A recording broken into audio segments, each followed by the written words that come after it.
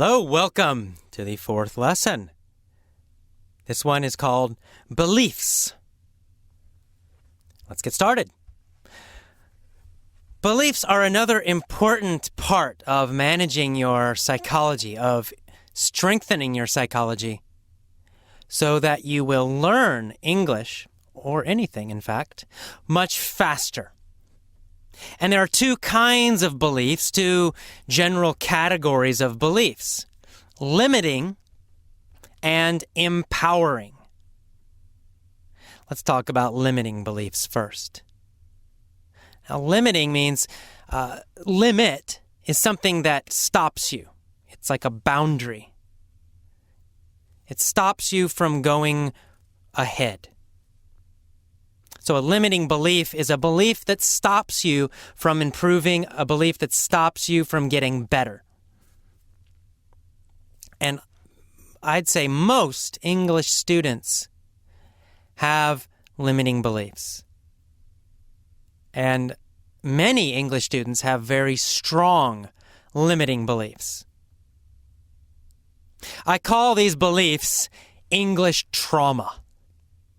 And I got that name from a few of my Japanese students. They would tell me, AJ, I can't speak English well because I have English trauma. What is English trauma? What is that? What are they talking about? Well, trauma means some kind of injury, some kind of hurt, emotional hurt, deep emotional hurt.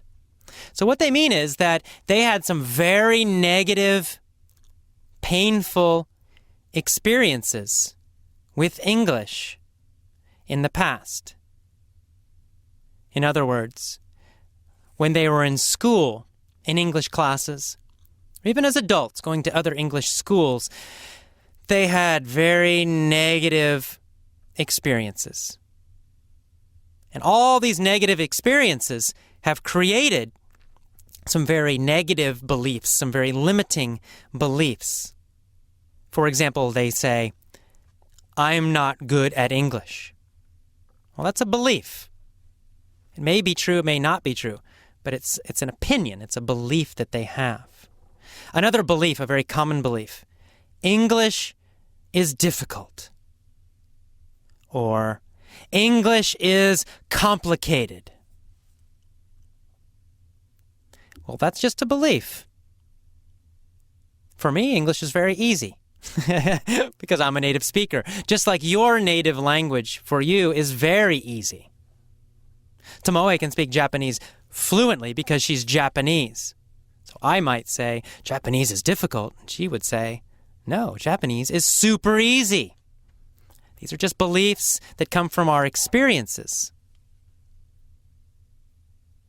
The problem is these limiting beliefs limit us. They, in fact, do limit us. They stop us from getting better. They cause a lot of problems for us as students, as learners. I have them too. As I try to learn Japanese, for example, I have a lot of these limiting beliefs, I realize. I think, oh, Japanese is so difficult. Japanese is complicated. Just look at the writing system. It's so different from English. And these beliefs hurt my motivation. They lower my energy. And in fact, they're wrong. They're not true. Japanese does not have to be difficult. It does not have to be complicated. A small child, even a small American child, could learn Japanese very effortlessly, very easily. And the number one reason is they don't have the limiting beliefs. They can sing songs and play games and enjoy the language, and they'll learn it so quickly, so easily. They'll say, Japanese is easy. Well, it's the same with English, with you. You learned in a very painful, difficult way in the past. And so you created these beliefs in your head. English is difficult. English is boring. English is painful.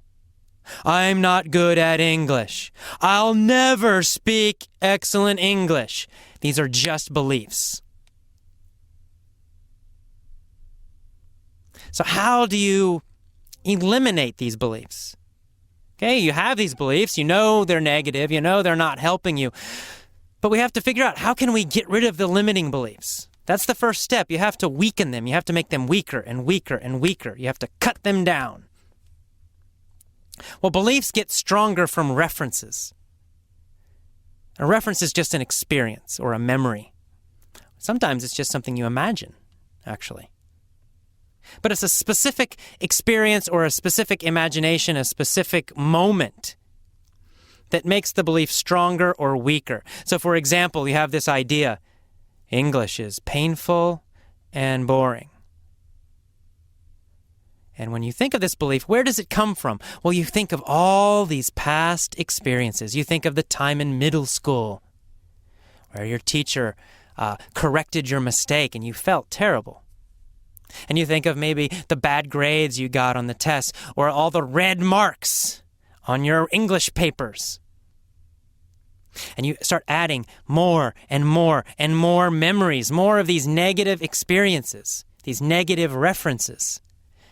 And if you get enough, you will develop a very strong, deep, powerful belief. English is difficult. English is painful. I'm not good at English. So to weaken these, you just have to question the references. You have to question the experiences. Take the power away from the experiences. And an easy way to do that is just to ask questions about them. For example, let me ask this question. Your past English schools, were they excellent? Were they just fantastic English schools with fantastic, amazing, fun, positive English teachers? Did you have a great time every day? Well, I know for most of you the answer is no. So that's interesting. So if your schools were not excellent, maybe the school was the problem. Maybe it's not you. Maybe your English is not great because you did not go to great schools. And did those schools that you went to, or the books you used, did they use proven methods? Did they use research-based methods? Did they know a lot about the research, about English learning, English teaching? Did they only use the best methods? Or did they just use the textbook that everybody else uses? Well, I know from my experience as a teacher, most schools just use the same textbooks. They don't know why. Maybe the boss tells them we must use this book. But they're not choosing the very, very best methods. They're not choosing the very, very best books. And so maybe the reason you believe English is difficult is because you used difficult methods in the past, or your teachers did. Maybe you think English is boring because in the past you used boring methods, you went to boring schools, you had boring teachers. Maybe English isn't the problem. Maybe it was these past experiences. Maybe it was the way you did it or where you did it. Ask yourself these questions. Think about them in detail. Weaken your limiting beliefs. Challenge your limiting beliefs. Another question. In school, did you learn deeply? For example, did you take one chapter in your book and learn it for a long time so that you totally mastered it, so that you knew it completely 100% and never forgot it? Probably not. Most schools I have seen and the ones I've taught in, it's quite the opposite.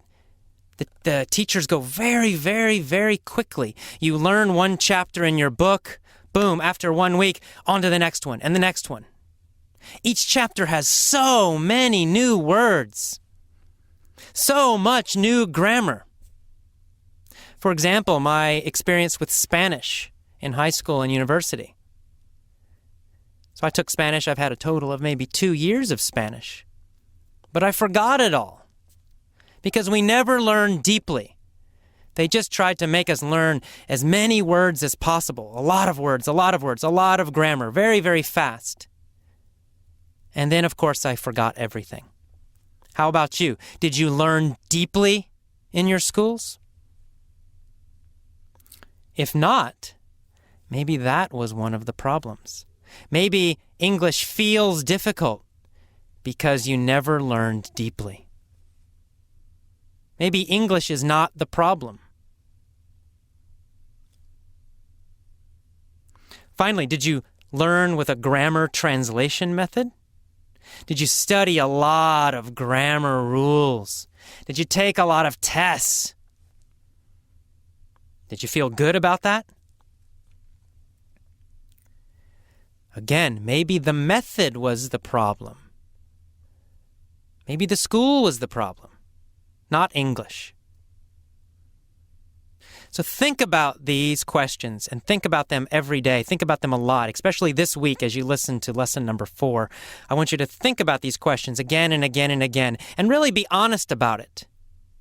And start to destroy these limiting beliefs. Get rid of them. They're wrong. English is not difficult. English is not painful. English is not boring.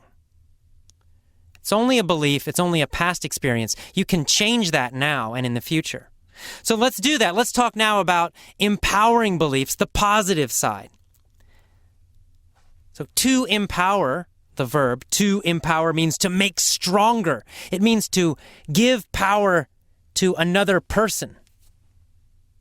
Or in this case, it means the beliefs give you power. An empowering belief is a belief that makes you feel powerful, that gives you power. That's the kind of beliefs you want, and you need to choose them. You must decide which beliefs will make you stronger. For example, here's an empowering belief. You can replace your old limiting belief, add this one instead. You can say, my brain is a natural language learning machine. Because that's what all of the scientific research shows. Our brain naturally learns languages. It is designed to learn language. It should be easy. It should be effortless. It should feel good. You learned your native language that way. It wasn't difficult, was it? English was easy for me to learn because I did it in a totally natural way. And the more naturally I try to learn Japanese, for example, or Spanish, the easier it feels. So that's a new belief, and you should write it down. Think about it. Write down this idea, this belief. My brain is a natural language learning machine. Think about it every day. Decide to choose that belief. Here's another belief you might decide to choose. English can be fun and effortless. English can be fun and effortless. That's an empowering belief, and it's also true. You can think of a lot of examples for this. Some of these mini stories you're listening to, right? They're fun. They're stupid sometimes. They're crazy sometimes. But they're not serious. English can be fun and effortless. That's an empowering belief you want to choose, and you want to remember it every day. And to make these beliefs stronger, you need experiences. Remember, you need references. You need examples that prove the belief. So I'm going to give you some examples, and you can find more. Go find people who speak English very well, or maybe even who've learned another language very well. I'll give you one of my favorite examples. Steve Kaufman of The Linguist speaks, I believe, 12 languages now. And what you do, find these people and look at their beliefs. I'll tell you some of his beliefs because he's a friend. I've talked to him a number of times. And Steve believes, for example, that language learning is easy and effortless. That's his belief. He's a native English speaker. He speaks Cantonese. He speaks Mandarin. He speaks Japanese. He speaks Russian. These are all supposedly difficult languages. For him, they're not difficult. They're easy and effortless. It's a very strong belief he has. Another belief he has is that you must learn language naturally, and you must focus on meaning. So in other words, he doesn't focus on the grammar. He's not focusing on boring textbooks. He's reading interesting things that he enjoys. He's listening to interesting things that he enjoys. So, for him, language learning is interesting. What's really interesting for me is that these are the same beliefs that all of my best students have. They all have these same ideas. The best students, the ones who learn the fastest, the ones who have the best test scores, the ones with the best speaking, they all believe these things. They all believe that English is fun, interesting, and effortless. They all believe that language learning is natural.